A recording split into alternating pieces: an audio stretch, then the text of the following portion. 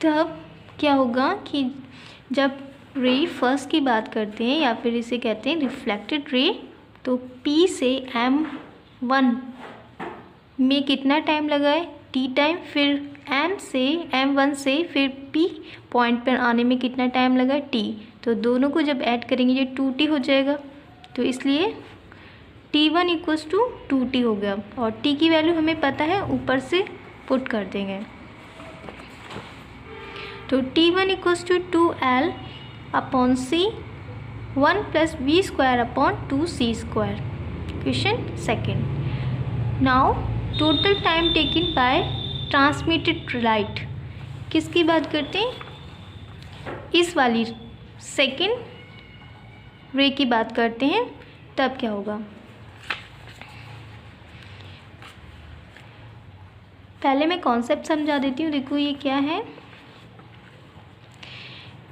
एपरेटर V से, whole एपरेटर V speed से move कर रहा है, और C क्या है, ईथर में लाइट की वेलोसिटी है। तो अगर कोई चीज़, जैसे कि एक बस इधर जा रही है कितने 30 किलोमीटर पर सेकेंड से, और दूसरी बस भी कितने 40 किलोमीटर पर सेकेंड की स्पीड से जा रही है, ठीक है, दोनों एक ही डायरेक्शन में, तब क्या होता है, वेलोसिटी माइनस होती है। ओके, या फिर ऐसे कर दो 40 माइनस 30 10 किलोमीटर पर सेकेंड। अगर एक 30 किलोमीटर पर सेकेंड से जा रही है और इसके अपोजिट 40 किलोमीटर जा रही है, तब इसमें इस कंडीशन में क्या होगा, ऐड होगा 30 plus 40 kilometre, it means 70 kilometre पर सेकेंड। तो इसी तरह कि जब लाइट रे P से M2 डिस्टेंस कवर करती है तो उसमें क्या होगा, C माइनस होगा, और जब M2 से P पॉइंट तक आती है तो उस कंडीशन में क्या होगा, C प्लस होगा, C प्लस V होगा।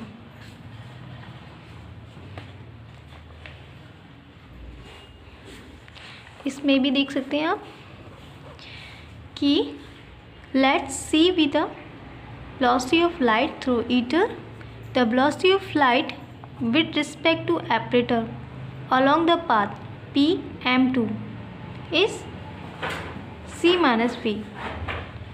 तो मैंने क्या बताया था कि जो P से M2 की जो डिस्टेंस होगी वो C माइनस V होगी, और इसी तरह इन फॉरवर्ड ट्रिप जब वो आगे बढ़ रही है और जब पीछे आ रही है क्या लाइट कहाँ से, तो उसमें C प्लस V हो जाएगी इन बैकवर्ड ट्रिप। तो हमें पता है कि जो स्पीड का फॉर्मूला होता है वो क्या होता है, distance upon time. It means कि हम इसको ऐसे चेंज कर सकते हैं, T equals to distance upon speed. Okay, तो वही फॉर्मूला लगाए, T2 equals to L upon C plus V plus L upon C minus V। अब इसको क्या करना है, T2 equals to L common कर लिया, 1 upon C plus V plus 1 upon C minus V। It implies that L, यहाँ पे क्या एलसीएम ले लिया, C minus V plus C plus V, V cancel हो जाएगा, upon C square minus V square. T2 equals to 2LC upon C, फिर से इसमें से क्या करा है, इस ब्रैकेट में से कॉमन करा है, तो C square 1 minus B square upon C square. It implies that 2L upon C 1 minus V square upon C square, under root नहीं है, अपॉन में है, इसलिए ऊपर ले जाएंगे तो माइनस बना जाएगा। तो इसको फिर से क्या करें, इसमें बायनॉमियल थ्योरम से इसे एक्सपेंड किया है। तो T2 equals to 2L upon C 1 plus V square upon C square. Question third. अब ये करना है, हमारे पास दो रे है, एक रिफ्लेक्टेड रे, एक ट्रांसमिटेड लाइट। तो इन दोनों का जो टाइम डिफरेंस कितना आएगा, now time difference between reflected and transmitted rays, तो डेल्टा T से इसे डिनोट कर रहे हैं, delta T equals to T2 minus T1। Delta T equals to T2 की वैल्यू पुट कर देंगे और वहाँ पर T1 की, तो 2L/c 1 + b² minus 2L/c 1 + b²/2c²।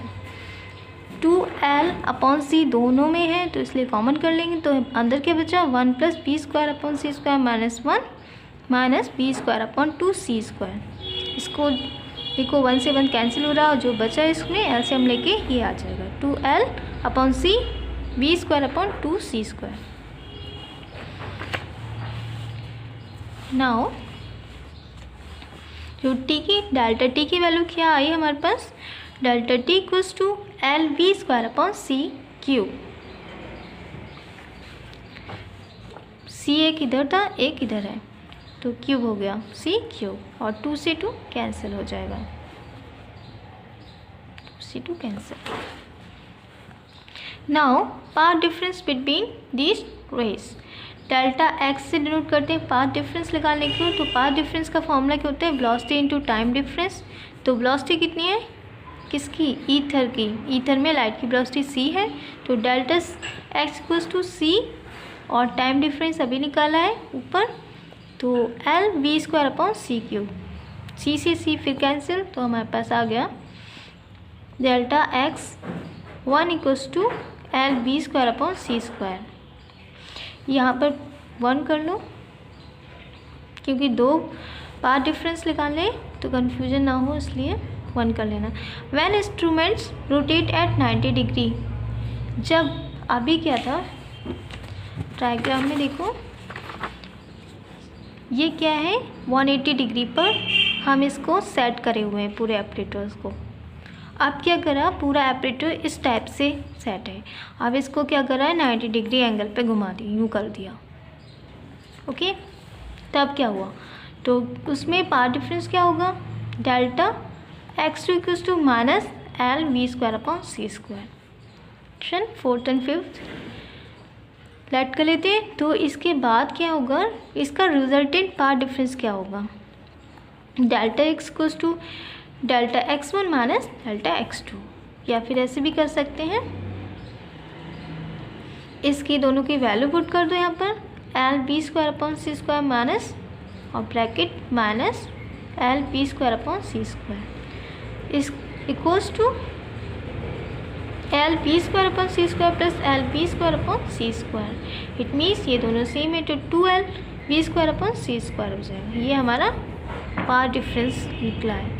अगर हम किसी इस एक्सपेरिमेंट में कौन सी लाइट, सोडियम लाइट की यूज़ कर रहे हैं, तो उसका अगर वेव लेंथ लैम्डा है तो फ्रिंज शिफ्ट क्या होगी, फ्रिंज शिफ्ट की फॉर्मूला होता है delta n equals to delta x upon lambda. तो delta n equals to 2LV², ऊपर से इसकी वैल्यू रख दी डेल्टा x की upon lambda c²। Question 5th।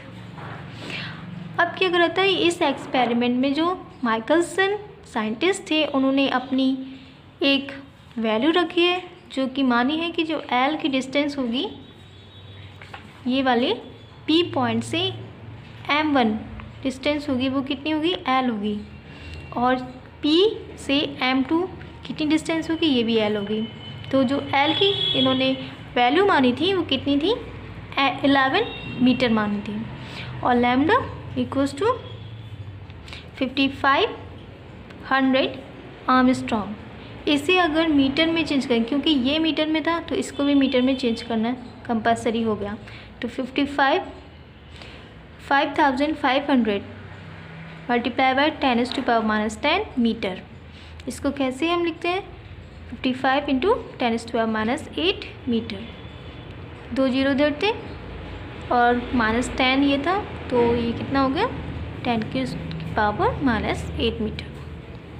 Now c क्या है, c की वैल्यू हमें पता है 3 × 10⁸ मीटर पर सेकेंड होती है, और v वेलोसिटी किसकी है, जो अर्थ किसके अराउंड रोटेट कर रही है, सन के अराउंड, उसकी कितनी स्पीड होती है 3 × 10⁴ मीटर पर सेकेंड, या फिर हम इसे कैसे कहते हैं 30 किलोमीटर पर सेकेंड। जब इसकी वैल्यू सारी इसमें पुट करेंगे क्वेश्चन 5 में तो क्या मिलेगा कि delta N equals to 2 into 11 into 3 into 10⁴ into 3 into 10⁴। यहाँ देखो सब ये इसकी सारी वैल्यू लगा दी है।